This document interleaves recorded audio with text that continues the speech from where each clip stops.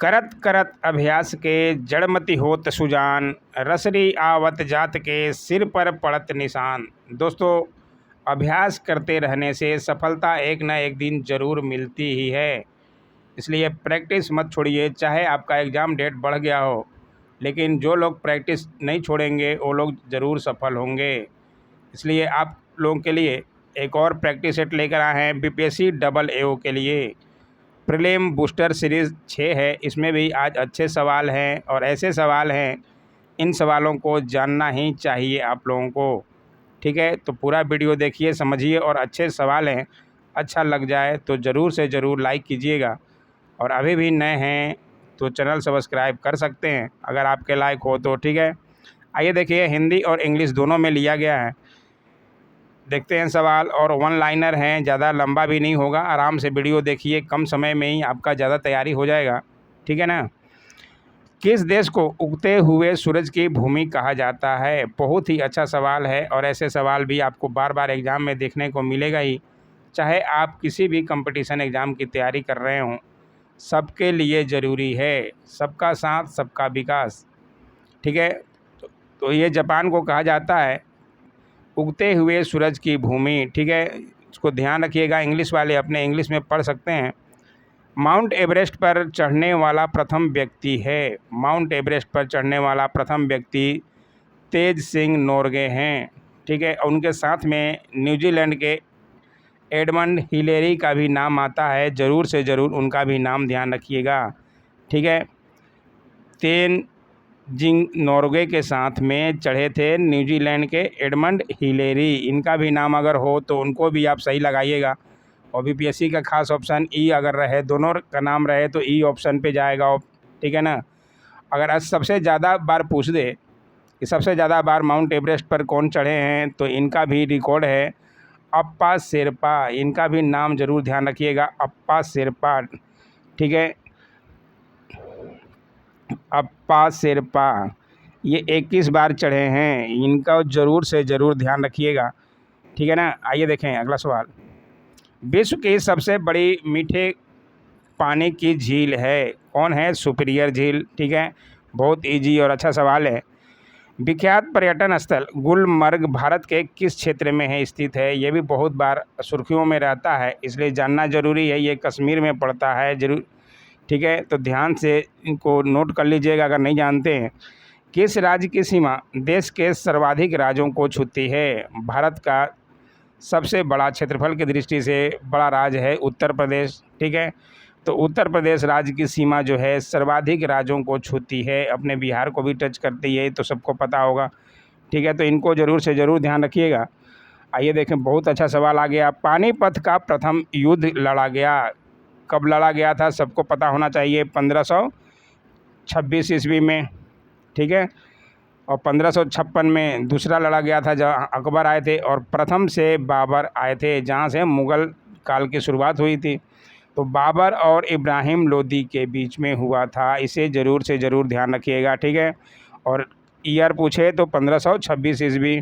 ठीक है ना, बार बार पूछा ही जाता है, आपको एग्ज़ाम में दिखने को मिल जाएगा। अजमेर किस सूफी संत से संबंधित है? ये भी अच्छा सवाल है, और अच्छे सवाल ही सारे लिए गए हैं, तो ज़रूर से ज़रूर इनका ध्यान रखिएगा। ख्वाजा मोइनुद्दीन चिश्ती। ठीक है, इनका दरगाह है अजमेर शरीफ के नाम से विख्यात है, सब लोग जानते भी होंगे। किस मुग़ल राजा ने धार्मिक संप्रदाय दीन इलाही की स्थापना की थी? दीन इलाही की स्थापना करने वाले अकबर थे। ठीक है, तो इनका भी ज़रूर ध्यान रखिएगा। अकबर के शासनकाल के दौरान महाभारत का फारसी में अनुवाद जाना जाता है, उसका नाम क्या जाना जाता है? रजनामा। ठीक है, नाम ज़रूर ध्यान रखिएगा, उसको रजनामा कहा जाता है, महाभारत का फारसी में अनुवाद को। ठीक है, और कौन किए थे? ये भी बहुत इम्पोर्टेंट सवाल है, इसलिए ज़रूर ध्यान रखिएगा। बदायूनी इन्होंने किया था महाभारत का फारसी में अनुवाद। बदायूनी किनके शासनकाल में हुआ था? तो अकबर के शासनकाल में। ये सवाल को ज़रूर से ज़रूर नोट कीजिएगा। ठीक है, भारत के किस राज्य में पवित्र तीर्थस्थान अमरनाथ स्थित है? ये भी सब लोगों को पता होना चाहिए, जम्मू एंड कश्मीर में। ठीक है, आइए देखें अगला सवाल। सितार एवं तबला का आविष्कारक किसे माना जाता है? सितार वादक, और इस पे भी सवाल बार बार बनते रहते हैं। एवं तबला का आविष्कार किसे माना जाता है? अमीर खुसरो को। ठीक है, तो इनको भी नोट कर लीजिएगा। आइए देखें, अच्छे सवाल हैं। अभी किसे पूर्व का मैनचेस्टर कहते हैं? जापान के ओसाका शहर को पूर्व का मैनचेस्टर कहा जाता है, तो इसे भी ध्यान रखिएगा। मैकमोहन रेखा किन दो देशों के बीच की सीमा रेखा है? बहुत इंपॉर्टेंट सवाल है। मैकमोहन रेखा भारत एवं चीन के बीच की सीमा को कहते हैं। वैसे एलएसी भी कहा जाता है, लाइन ऑफ एक्चुअल कंट्रोल, क्योंकि ये सुर्खियों में हमेशा रहता है। एलओसी मतलब लाइन ऑफ कंट्रोल, जो इंडिया और पाकिस्तान के बीच रहता है, और एलएसी मतलब लाइन ऑफ एक्चुअल कंट्रोल, जो भारत और चीन के बीच में है, उसे भी कहा जाता है। लेकिन मैकमोहन रेखा ये ज़रूर ध्यान रखिएगा, भारत और चीन के बीच में। ठीक है, आइए देखें अगला सवाल। अल्फ्रेड नोबल ने किसका आविष्कार किया था? अल्फ्रेड नोबल, नोबल पुरस्कार का नाम सुने होंगे बहुत बार।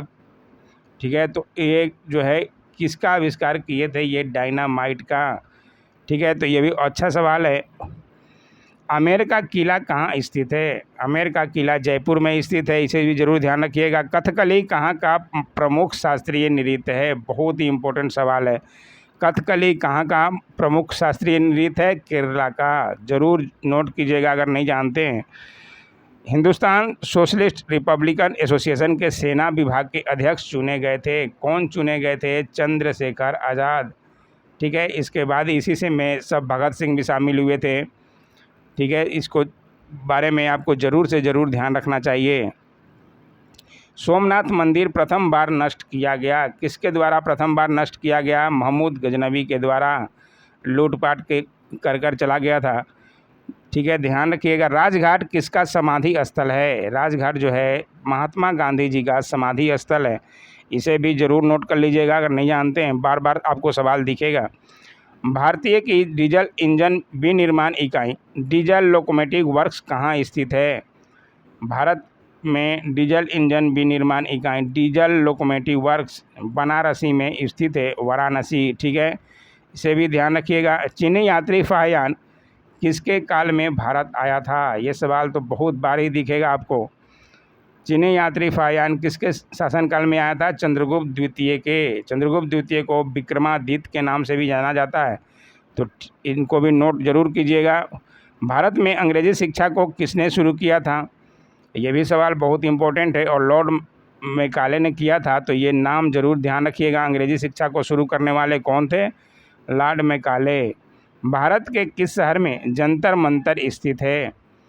जंतर मंतर किस शहर में स्थित है? तो दिल्ली में स्थित है।